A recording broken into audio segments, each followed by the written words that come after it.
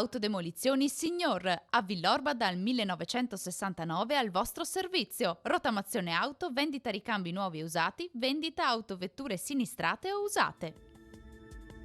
Benvenuti al meteo. Anticiclone africano meno forte al nord-ovest, mentre sul nostro territorio si manterrà stabile e dunque il tempo sarà buono. Vediamo la situazione nel dettaglio.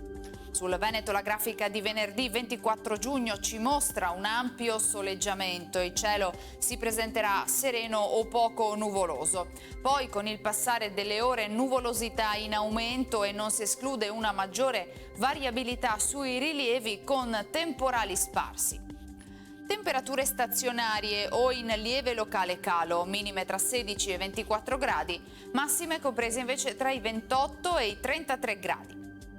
Spostiamoci ora sul Friuli Venezia Giulia, anche qui tanto sole con poche nubi a carattere sparso. Sulle zone montane acquazzoni nel corso del pomeriggio, in estensione anche alle pianure adiacenti.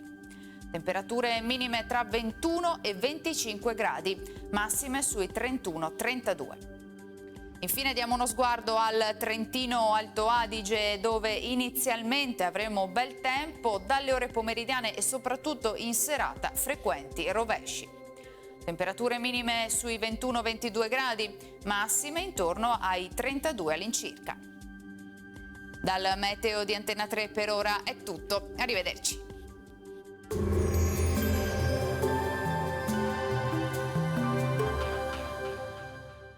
Autodemolizioni Signor, a Villorba dal 1969 al vostro servizio. Rottamazione auto, vendita ricambi nuovi e usati, vendita autovetture sinistrate o usate.